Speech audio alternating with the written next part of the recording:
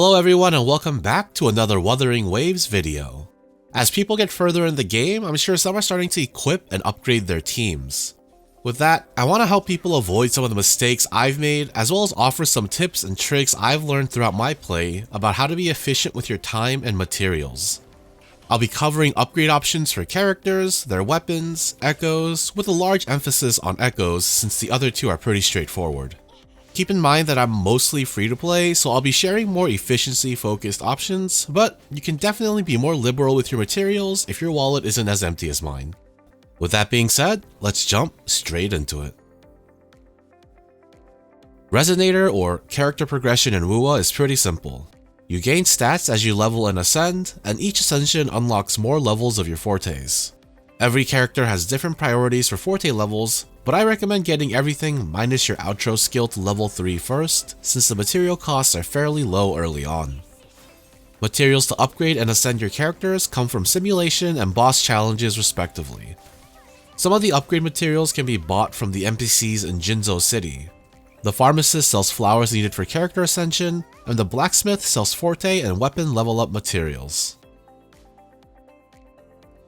Weapon options are mostly limited to your luck with your pulls, but the 4-star numbered weapons are generally better than most 3-star options and obtainable in 2 ways. You can craft them at the crafting bench behind Uncle Wei using 2 standard weapon molds and 150 ore.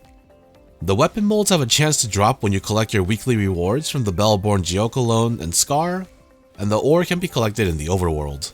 Wuthering.gg has a great interactive map that you can use to find material locations. Additionally, you can trade 80 Lampilumen ore for a weapon selection box at the ore merchant in the Tiger's Maw mine after completing the area quest. Regarding weapon EXP, you can technically infinitely farm ore and turn it into weapon XP at the synthesizer. The conversion rate isn't the best, but it's an option that lets you save your wave plates for something else. Echoes are where the brunt of character customization and building lies in Wuthering Waves. Echoes are sorted by their rarity, which is categorized by stars and colors, with the green 2-star being the lowest and the yellow 5-star being the highest. Your databank level is what determines your odds of getting different rarities, and to start farming 5-star echoes, you'll need to reach both databank level 15 and union level 30.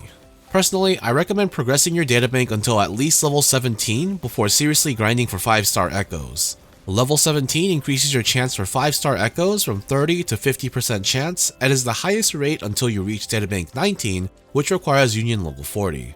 To level your databank, you'll need to capture different echoes which grant EXP upon first capture of each rarity. Capturing a higher rarity echo will grant the EXP reward from all previous lower rarities as well.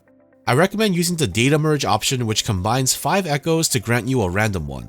The rarity of the material echoes don't matter, and the outcome odds are based on your databank level. It's a quick way to use up all those low rarity echoes you got while leveling, and will progress your databank rather quickly. After that, you can start target farming the remaining ones by using the echo gallery to track down what you're missing. To do this, simply go into your databank, click on the echo gallery tab, then scroll to go to the bottom and track something you're missing.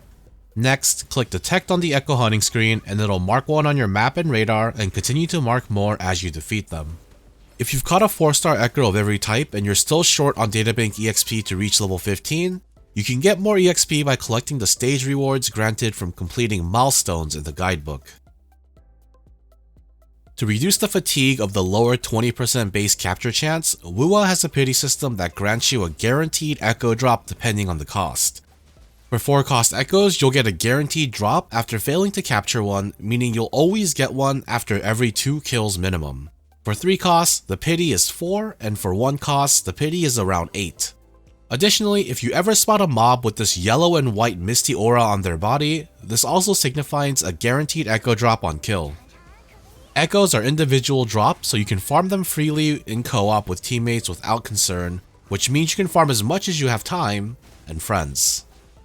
Pro tip, when you reach level 2 with the Pioneers Association, you'll be given some waypoint modules, along with the recipe to craft more at the synthesizer. Using the utility belt's waypoint option will allow you to place 3 resonator beacons on the map that you can teleport to at any time. Place these directly in boss arenas to farm them quickly so you don't have to stand around for the 2-minute cooldown on kill. If you're looking for one boss echo specifically, Keep in mind that you can take advantage of the pity counter to guarantee your next drop every time you fail to capture one.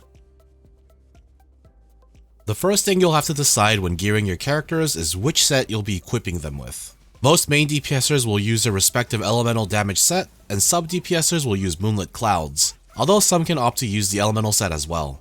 For healers, the go-to set is Rejuvenating Glow, since it also comes with a respectable 15% attack buff for your entire team.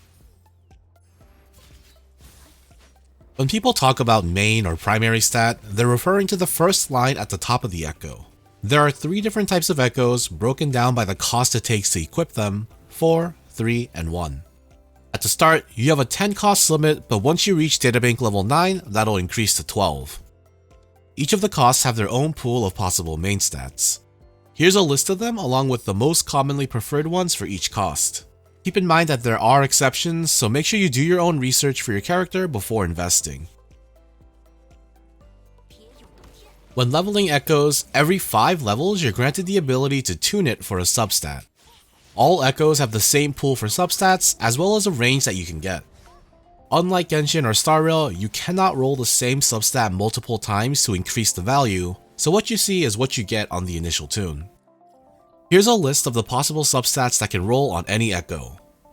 Notice that a substat that rolls high can be nearly double the value of a minimum stat roll. Keep this in mind when determining whether or not to continue upgrading your echo. Only level and tune 4-star and 5-star echoes with the correct main stats on them.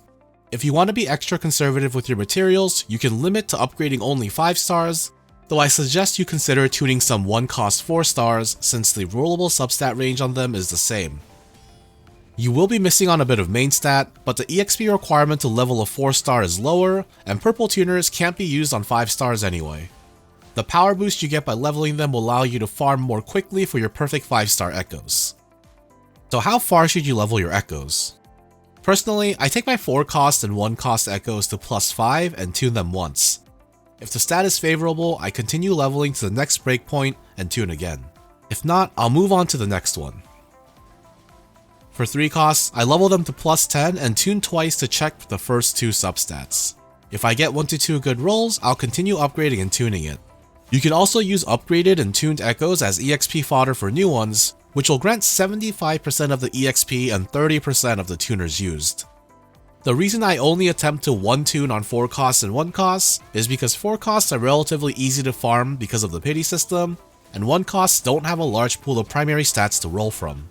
In contrast, 3 costs have so many primary stat options that if I find one I need, I usually give it 2 to 3 tunes before dropping it, depending on how desperate I am. Obviously, these are just rules that I go by so I don't fly through all my EXP and tuners. If you want to spend less time farming for base echoes, you can roll them further to 15 or even 20 to see more substats before moving on to new ones. And finally, if you ever need to farm for more EXP or tuners, tacit fields are your main source of materials. That's everything from me. I hope you're able to learn something new and that this was able to help you upgrade your team efficiently. If you found this video helpful and want to see more of my content, don't forget to like and subscribe. And if you have any questions about the game, post it down below in the comments and I'll try my best to answer it. Hope you guys are having fun, and as always, good luck with your pulls.